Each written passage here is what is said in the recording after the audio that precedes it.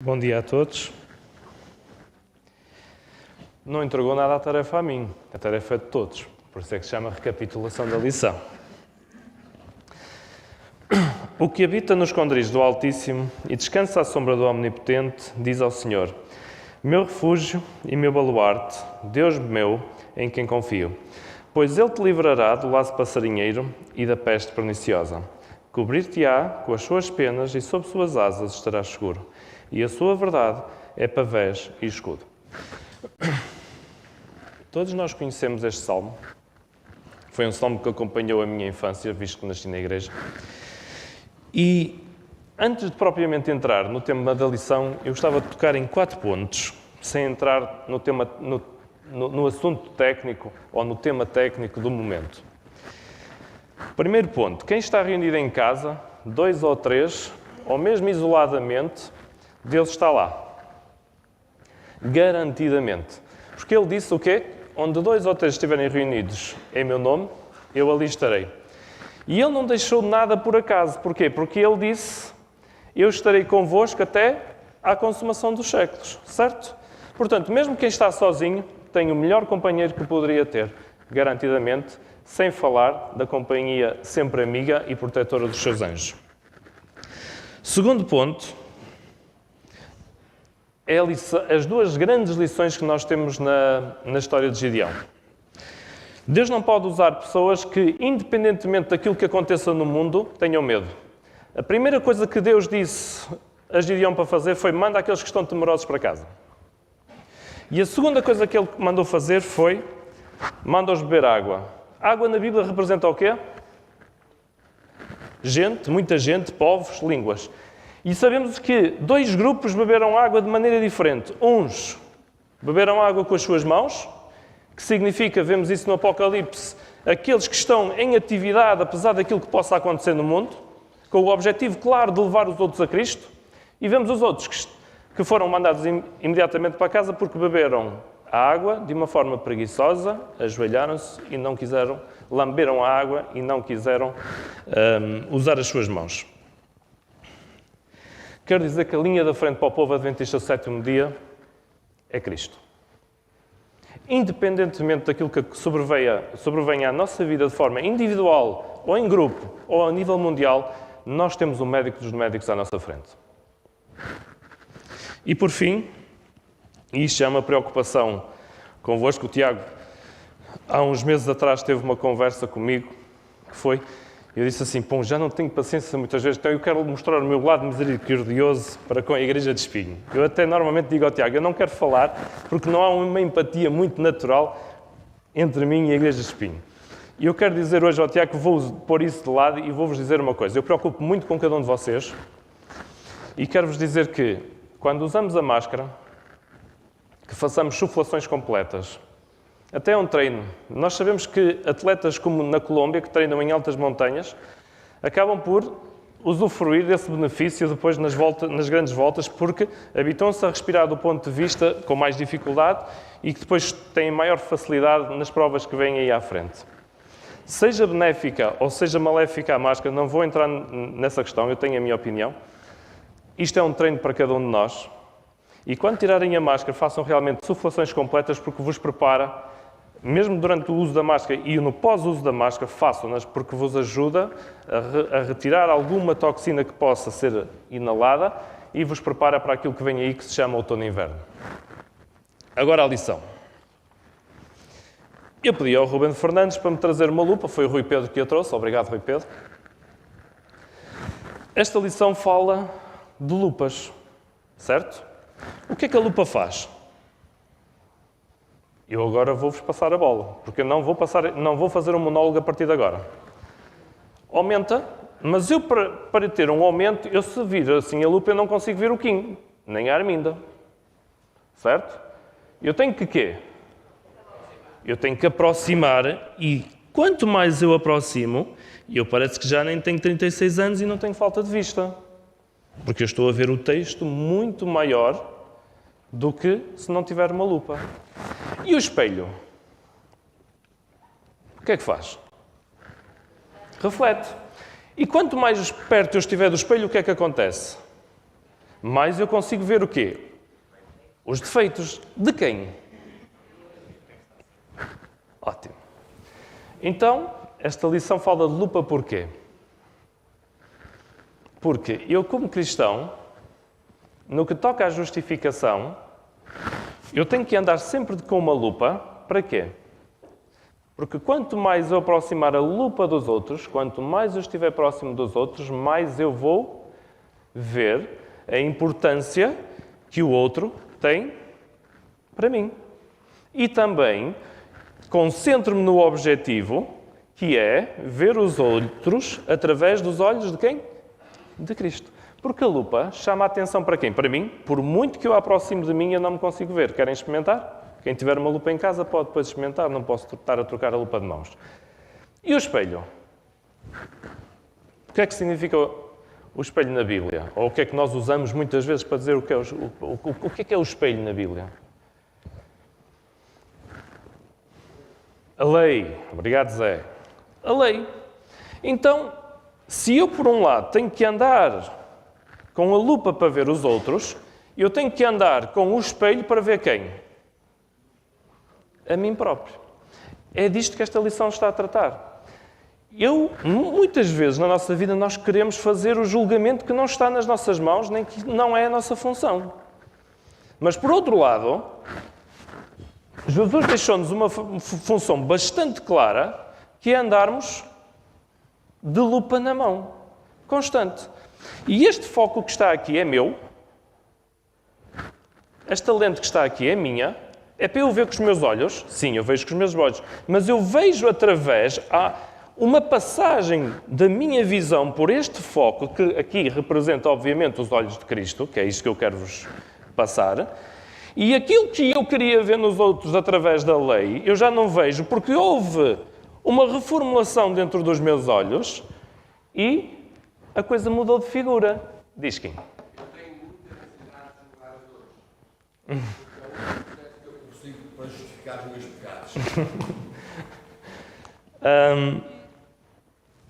Portanto, a lupa tem uma atuação social, enquanto que a lei, ou o espelho, tem uma atuação pessoal e de reforma na minha vida.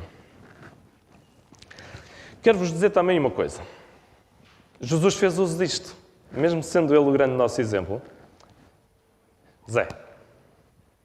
Estamos com a lupa na mão e a lupa pode ter dois sentidos. Eu acho lá que veja lupas que eu vou dizer. Estamos aqui para aprender uns com os outros, força. É que a lupa pode servir para eu aproximar dos outros para ver os seus defeitos e realçar. Mas acho lá que não seja dessa maneira. Seja para que eu possa ter misericórdia e levar aos outros a Cristo Jesus, para que eles possam ser limpos e santificados. Esse será o melhor objetivo. Foi precisamente isso, a última parte, que eu tentei evidenciar. A lupa não é, e por isso é que eu falei em justificação, por isso é que eu não falei em legalismo. Apontei o espelho ao legalismo e apontei a lupa para quê? Eu quero ver, não os defeitos dos outros, mas quero ver, através dos olhos de Cristo, os outros, para ver as reais necessidades que os outros têm. Mas obrigado, que assim permitiu-me deixar claro aquilo que eu quis dizer. Jesus não fugia das pessoas. Sabemos que a ciência da época dizia que a lepra era contagiosa, mas Jesus, e eu nas últimas semanas li várias vezes um texto que diz que Jesus fazia questão de estar com os leprosos. E Jesus fazia, e o texto vai mais longe de Ellen White, que ela diz que Jesus, para além de fazer questão de estar com os leprosos, também fazia questão de estar com aqueles doentes que tinham doenças contagiosas. Porquê? Porque o cristão deve socorrer. Já viram o que é nós ficarmos em casa fechados todos? O que é a sociedade? Como é que a sociedade mais suscetível, como é que vai viver? Eu posso-vos contar uma experiência, ia contar no fim, mas vou contar já. Mais ou menos em março, eu saí para vir buscar comida ao restaurante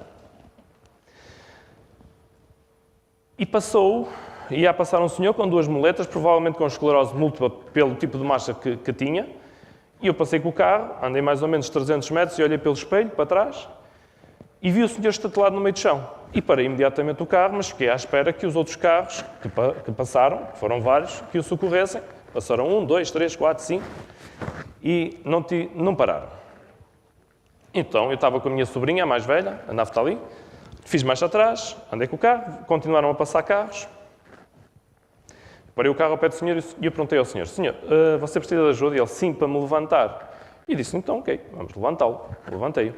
Quando o levantei, ele virou-se para mim e disse-me, olha, eu precisava, se você me desse boleia a 80 metros, e eu sorri, eu disse, pensei que ele estava a brincar não é bem a brincar, pensei que ele estava a usar 80 metros como uma linguagem simbólica. E ele disse, não, é mesmo 80 metros, é naquela casa abandonada, eu vivo ali. E eu disse assim, dou-lhe boleia. E ele disse, eu não posso entrar no seu carro porque eu estou muito sujo. E eu disse, sujo de quê? Porque eu até ali não tinha percebido. E vi que ele tinha feito as duas necessidades básicas pelas calças abaixo. E então eu, não tem problema nenhum, voltei a fechar a porta de entrada de um dos meus filhos, levantei a mala, peguei num daqueles sacos do Continente e sentei o senhor em cima daquele saco e levei o senhor literalmente aqueles 80 metros. Isto representa, não sendo exemplar, não é isso que eu quero passar, não é a título de exemplo, isto representa exatamente aquilo que a sociedade pede ou grita pelo trabalho de um cristão. O cristão está, como Cristo, envolvido no trabalho, principalmente no trabalho de ajuda aos outros. Jesus não precisava de falar doutrinariamente, as pessoas viam na vida dele.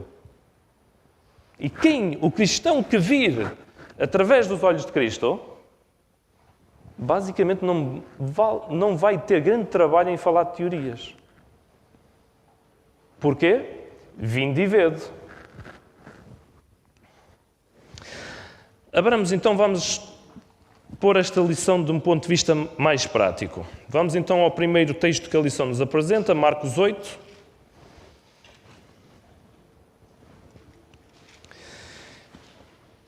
Do verso 22 ao 26, Marcos 8, 22 a 26. E diz-nos o seguinte, replicou-lhe, porém, Jesus... Não é este, estou a ler Mateus. Marcos 8.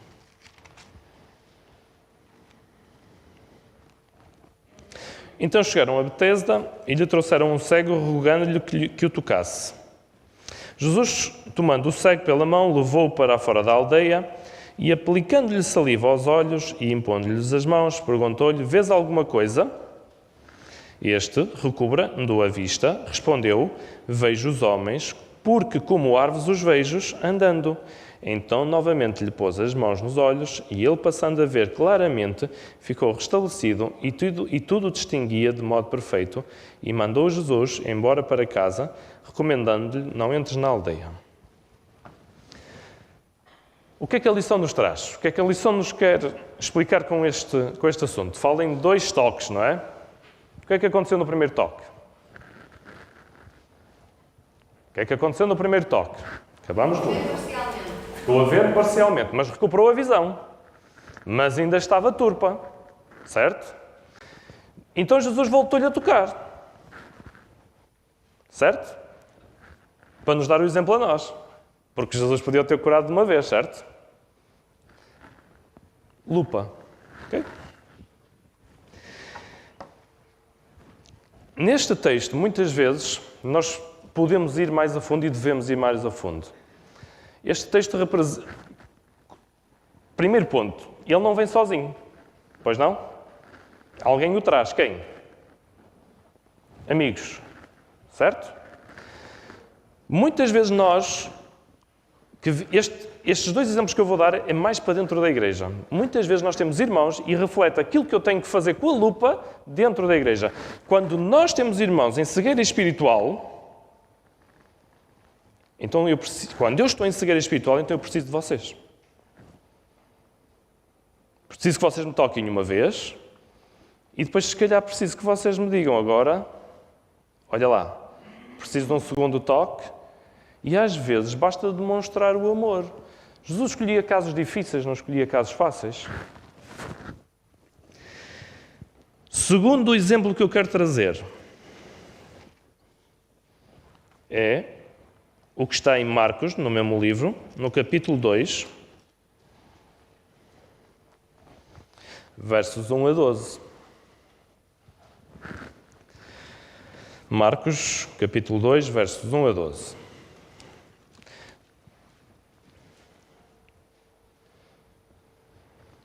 Dias depois, entrou Jesus de novo em Cafarnaum e logo ocorreu que ele estava em casa.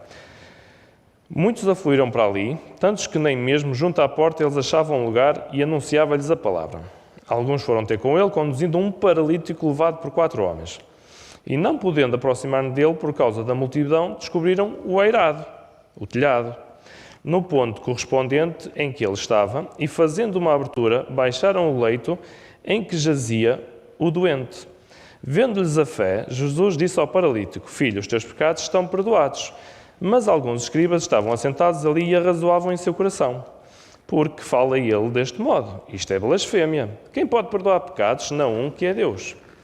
E Jesus, percebendo, logo por seu espírito que eles assim arrazoavam, disse-lhes: Porque arrazoais sobre estas coisas em vosso coração? Qual é mais fácil, dizer ao paralítico: estão perdoados os teus pecados, ou dizer: levanta-te, toma o teu leito e anda? Ora, para que saibais que o Filho do Homem tem sobre a terra autoridade para perdoar pecados, disse ao paralítico: eu te mando, levanta-te, toma o teu leito e vai para casa. Então ele se levantou e obedeceu. Amigos, a trazer um paralítico. Um paralítico é uma pessoa que tem pelo menos uma parésia inferior e não pode caminhar. Isto mostra uma inação. E Jesus faz este milagre e já sabia que ia ser criticado, obviamente, não é? O que é que os escribas dizem? Alguém pode perdoar pecados, mas este não é? E ele diz, o que é que Jesus diz? É mais fácil o quê? Perdoar pecado, dizer perdoados estão os teus pecados, ou levanta-te e anda e... Sabem porquê é que ele disse isso? Porque era exatamente isso que os fariseus e os escribas faziam. Não faziam, era a outra parte. Ou não havia um sistema legalista em que dizia que se tu fizeres isto, os teus pecados está tudo bem e é tudo um mar de rosas, desde que nos obedeças. Por isso é que Jesus, noutro texto, o que é que ele diz? Não façais como aos fariseus. Mas ele disse, não é que a pregação esteja errada. Ele disse, não faças como aos fariseus que dizem e não fazem. Foi isso que ele disse.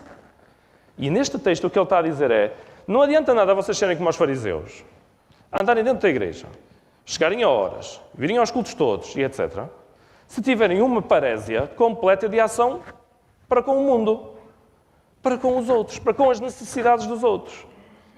Isto é ver através dos olhos de Cristo. Porque é isto que Deus na sua omnipotência, me pede.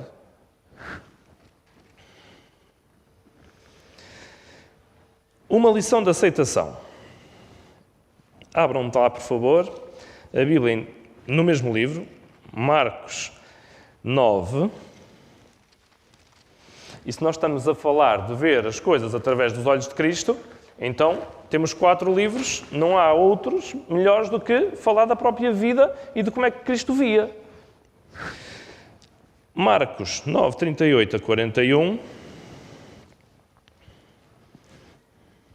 diz-nos o seguinte.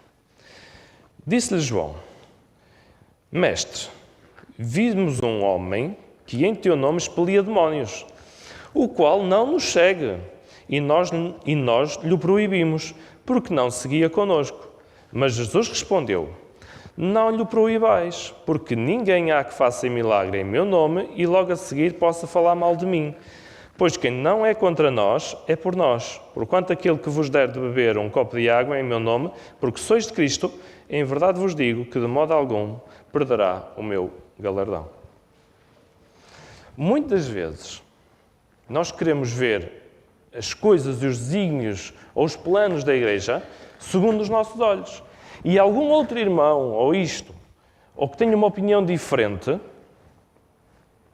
muitas vezes a gente diz, bom, então, mas Jesus aqui deixa claro qual deve ser a nossa visão através dos seus olhos, na diversidade de ideias entre nós, para que possamos crescer como um todo em Cristo Jesus, que é a cabeça. Outro texto, Lucas 9:51. Lucas 9.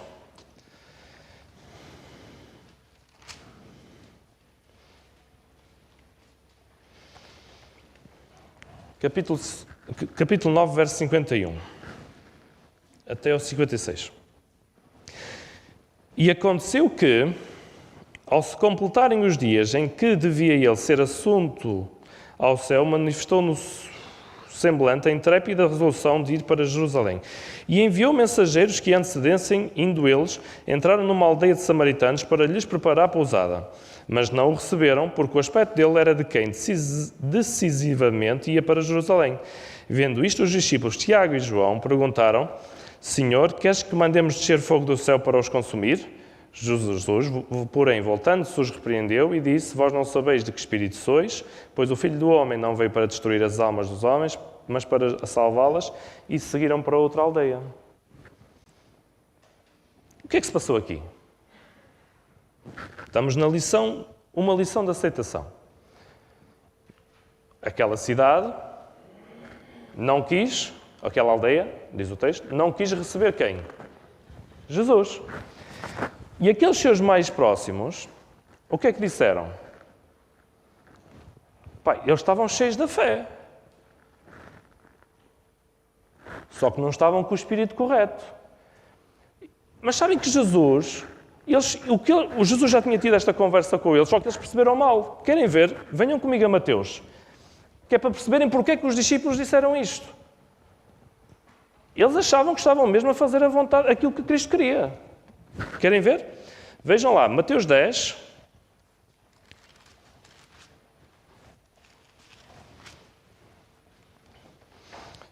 Verso 5 a 15. Estamos nas instruções aos 12. Jesus vai dizer o que é que eles deviam fazer. A estes 12 enviou Jesus, dando-lhes as seguintes instruções: Não tomeis rumo aos gentios, nem entreis em cidade de samaritanos. Mas de preferência procurai as ovelhas perdidas da casa de Israel. E à medida que seguires, pregai que está próximo o reino dos céus, curai enfermos, ressuscitai mortos, purificai leprosos, expeli demónios, de graça recebestes, de graça dai. Não vos provareis de ouro, nem de prata, nem de cobre nos vossos cintos, nem de alforjes para o caminho, nem de 2 túnicas, nem de sandálias, nem de bordão, porque digno é o trabalhador do seu alimento. E em qualquer cidade ou povoado em que entrardes, indagai quem neles é digno, e aí ficai até vos retirardes. Ou entrares na casa, saudai-o. Se com efeito a casa for digna, venha sobre ela a vossa paz. Se porém não for, torna vós, outros, a vossa paz.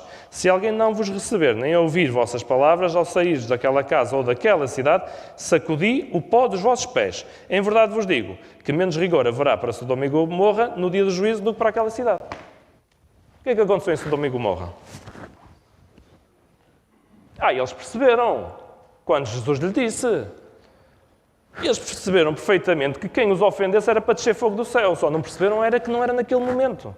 Que era era Deus que executa o juízo. Então, por isso, quando eles chegam à aldeia de Samaria, e eles não os recebem, aliás, não recebem Cristo, eles até estavam ofendidos porque não receberam Cristo, não é? Mas eles tomaram logo aquelas 2. Porquê? Porque era Samaria.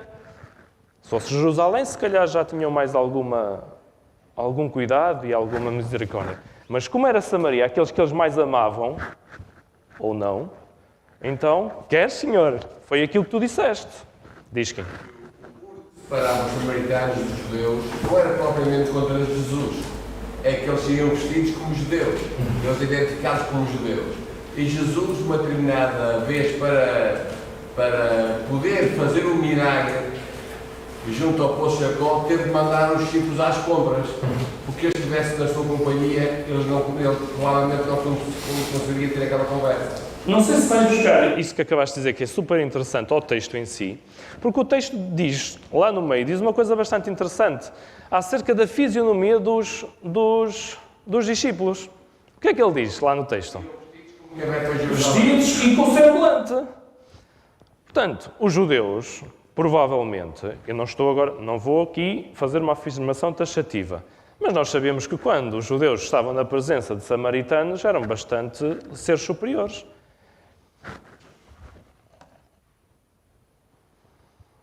Eles ainda não tinham percebido muito bem a questão da salvação a todos. E nós muitas vezes, que esta lição é sempre para nós, também não percebemos muito bem. E estou a falar para mim. Comece onde você está. Vamos a João. Nós vamos a todos os evangelhos. João 4.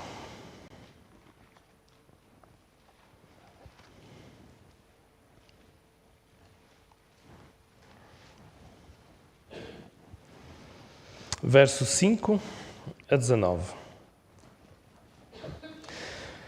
Chegou, pois, a uma cidade samaritana chamada Sicar, perto das terras de Jacó, dera a seu filho José. Estava ali a fonte de Jacó, cansado da viagem. Cansado da viagem, assentara-se Jesus junto à fonte, por volta da hora sexta.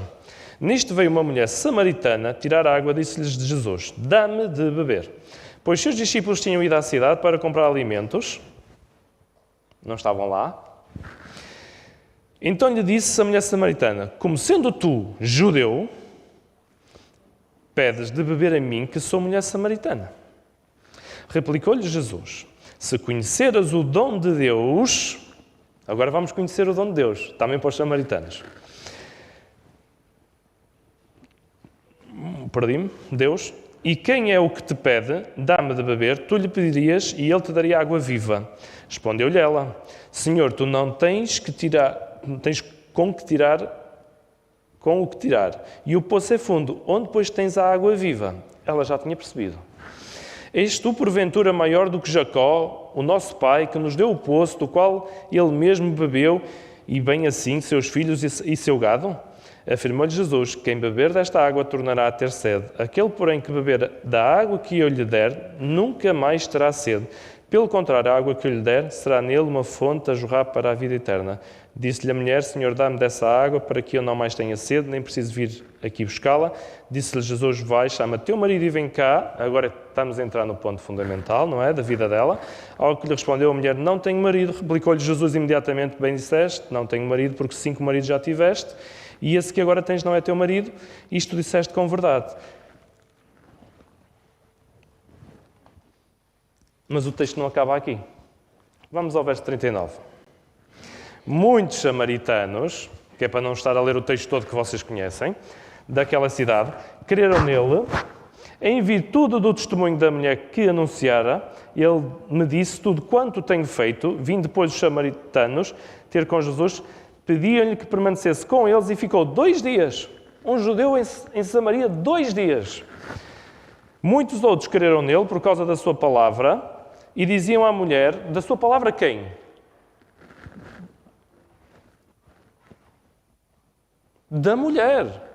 Muitos outros creram nele por causa da sua palavra e diziam à mulher: já agora não é pelo que disseste que nós cremos, mas porque nós mesmos temos ouvido e sabemos que este é verdadeiramente o Salvador do mundo.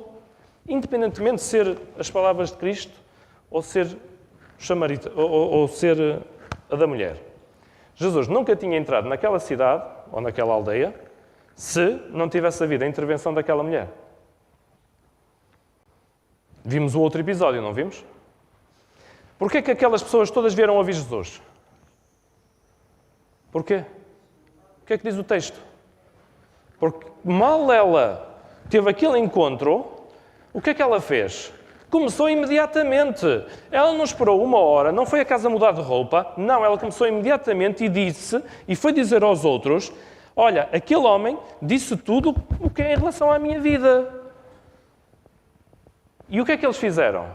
Foram. E o que é que diz o texto? Muitos creram. Os evangelhos, isto agora é uma parte, os evangelhos estão cheios de exemplos de como a metodologia de Cristo era sempre a mesma e a metodologia de Cristo era sempre o foco perto, próximo das pessoas e a própria pessoa em si, aquilo que ela realmente tinha a necessidade, mas a forma com que ele usava da inspiração do Espírito Santo para tocar corações, entrar em cidades, é tão diversa e tão larga e tão grande que nós tantas vezes queremos ir sempre da mesma maneira, sempre da forma como nós aprendemos. E Jesus olha para cada um de vocês que está aqui sentado, ou em casa, ou seja lá onde for no mundo, de forma tão peculiar que sabe os vossos cabelos que vocês têm na cabeça e sabia que o coronavírus também vinha e também já tinha dado salvação ao seu povo. Todos aqueles que crerem em mim, ainda que estejam mortos, ressurgirão. Tenho 5 minutos, não é, Pedro? Lidar com pessoas difíceis. Simões. Só apenas uma pequena nota. Eu gosto sempre das tuas coisas, são profundas. Há que dizer isto. Nós vivemos num mundo que está habituado a que os outros têm as necessidades que nós queremos que eles tenham. Tudo aquilo que nos aparece à frente dos olhos num ecrã é feito e pensado para criar necessidade de maneira a que eu compre o que querem que eu compre. O que Cristo vez após vez fazia era, como os ingleses dizem e bem, colocar-me nos sapatos dos outros.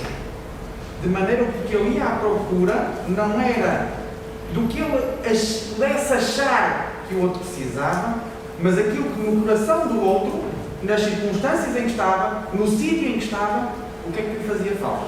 De que é que aquela alma sentia falta? Daí que o paralítico, a primeira coisa que Cristo lhe vai dizer é perdoar os teus pecados. Porque ele precisava mais disso do que aquilo que todos os outros pensavam. Toda a gente pensava que ele precisava de andar e, no fundo, aquele homem, a preocupação dele não era andar. Era o que ia no coração. E Jesus, colocando-se nos pés daquele homem, nos sapatos daquele homem, vai ao que ele precisa, não aquilo que todo mundo acha que é importante. É interessantíssimo teres-me ido buscar, porque vais recuperar alguma coisa que eu não disse lá atrás.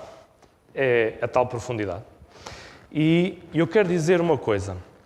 Se repararem no episódio do paralítico, Jesus diz-lhe, quando faz o milagre, o que é que ele diz? Vai para casa. Vocês sabem o que era naquela época ter uma doença? Era estar fora da cidade. Era ser visto de lado porque aquele homem era pecador. E vemos isso num episódio na Bíblia em que Jesus, os discípulos perguntam-lhe, então, mas qual foi o pecado deste? E Jesus diz, nenhum. Não teve nada a ver com pecado. Então Jesus vem desmistificar. E como ele tinha realmente certeza de sofrimentos em casa, e outras vezes ele dizia, não vais para a aldeia, como disse ao cego, não entres ali, como fez também ao paralítico no tanque de Betesda, mais tarde. O que é que ele diz aqui? Vai para casa, começa já a resolver aquilo que realmente te aflige a alma, que não era o facto de seres paralítico. Sim, é uma ajuda enorme ter pernas para caminhar, mas aquilo que está no teu coração, e obrigado, Daniel, uma vez mais. Muito bem, lidar com pessoas difíceis. O presidente Ted Wilson, no início do primeiro quinquênio, ele disse, o grande desafio da minha presidência, são muitos, mas o principal, qual é? Gerir pessoas. É a maior dificuldade do ser humano. A minha e a de qualquer um de vocês. Garantidamente. E esta lição é totalmente focada neste ponto. Eu quero ir mais além do que aquilo que a lição trouxe.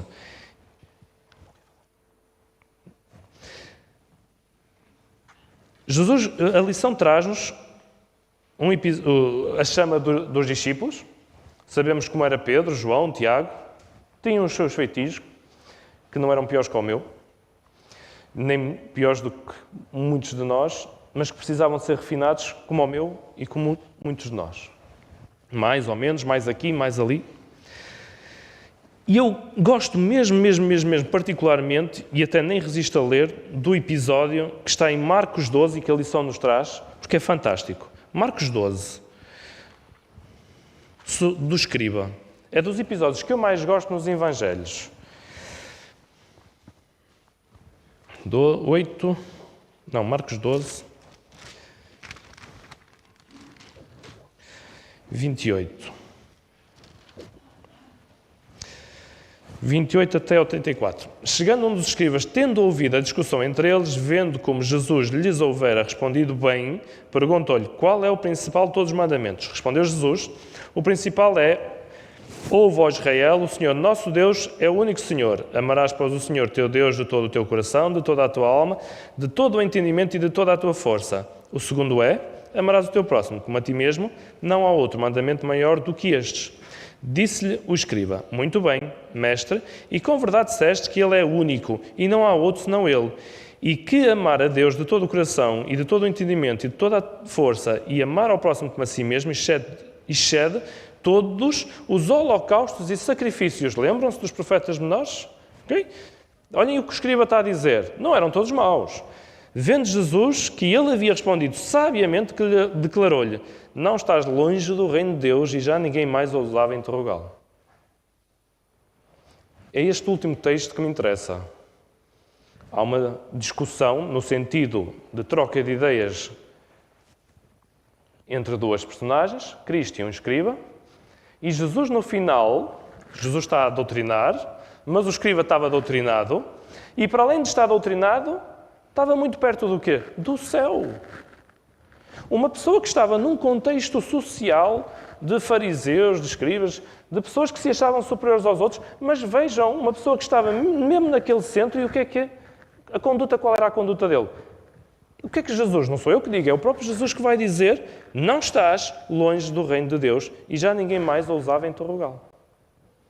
E na nossa dimensão humana, porque nós estamos a falar de Jesus, mas também nos interessam os exemplos humanos, eu tenho que buscar que Cristo também diga isto de mim. Claro que o exemplo é Cristo, mas este homem não foi concebido pelo Espírito Santo. Já tinha sido, em certa altura. A prova disso é que na caminhada dele, Jesus já diz que ele já está muito próximo. E este é o nosso, deve ser o nosso objetivo. Os dois ladrões. A Dina, semana passada, falou nos ladrões. Esta lição traz novamente os ladrões. Já repararam que na conversa dos ladrões, do ladrão que nós sabemos hoje pelo contexto que foi salvo, não é? Há um Pai Nosso. Nunca repararam?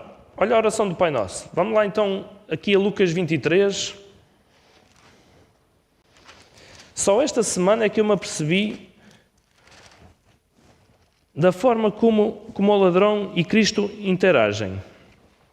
De forma, do ponto de vista da oração. Lucas 23, 39 a 43.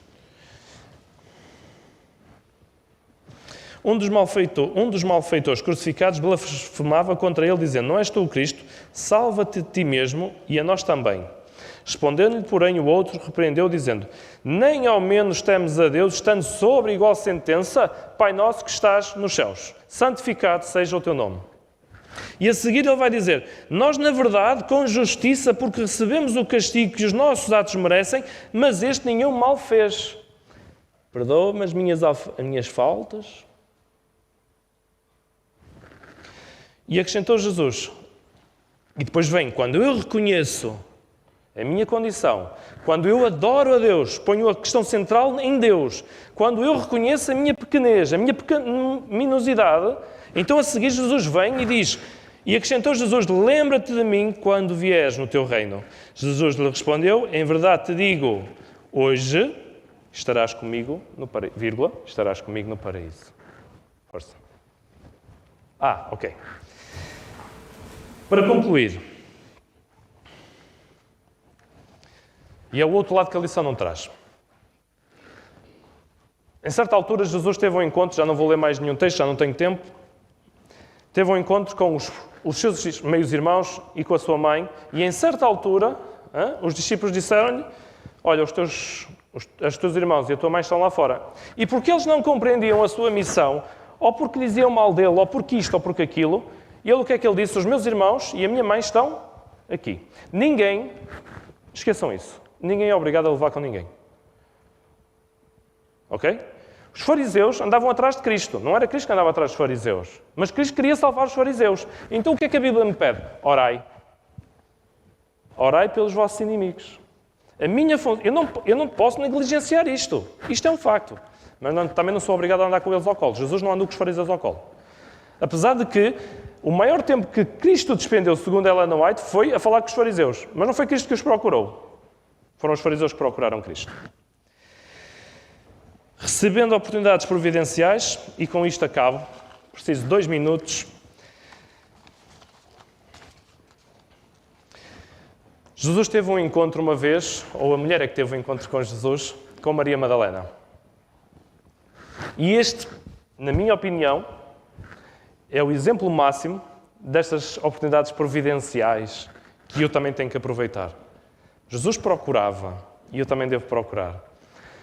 E a lição de Maria Madalena é tão grande que mostra esta dialética entre a lei e a justificação enorme.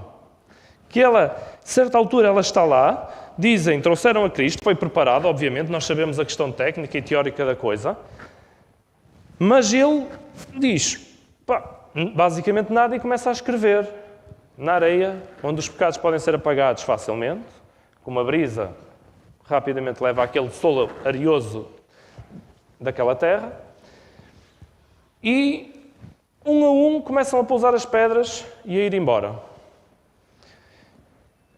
Porquê? Porque a certa altura alguém puxou por ele e diz, e o que é que ele diz? Aquele que não tiver pecado, atira a primeira pedra. E eles começaram-se a perceber do que é que estava ali escrito, pousaram as pedras, Deus fez as pedras cair das suas mãos e eles foram embora. E Jesus vira-se para a mulher e diz, então, onde estão os teus acusadores? E ela diz, não ficou aqui nenhum. Aqui está o lado misericordioso de Jesus. Mas Jesus também é juiz. E então Jesus não fica esta conversa por aqui. E diz-lhes a seguir, olha, eu usei a lupa, mas eu vou executar a lei. Não executei agora contigo. Porque eu tinha direito a pegar na pedra, porque eu não tenho pecado. Não estão aqui 2 testemunhas, é certo. Não vou entrar na questão do tribunal dos judeus. Mas eu não vou executar o juízo agora, mas um dia eu vou executar. Por isso, vai e não peques mais. Jesus não fez só a conversa do amor, isto vai correr tudo bem, tudo vai ficar bem. Não, amigos, há consequências para a não mudança de conduta. Portanto, eu vou pedir ao Simões para concluir, pediste uma palavra, certo? E vou concluir com as palavras de Simões. Está bem?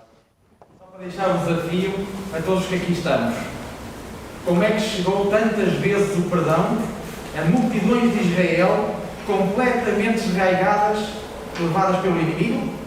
Porque Moisés se ajoelhava pedindo perdão em nome daqueles que naquele momento estavam a ser os inimigos.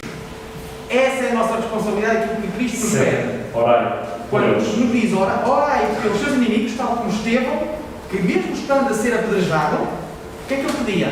Perdão para com os seus inimigos. Moisés ainda foi mais longe e disse, o que é que Moisés disse? Está aqui o meu corpo, mata-me a mim e poupa o povo. Que realmente a nossa lupa possa nos fazer dizer como Moisés e como Cristo fazia, poupa-me os meus inimigos, inclusive os meus inimigos, e leva-me a mim. Um bom sábado para todos.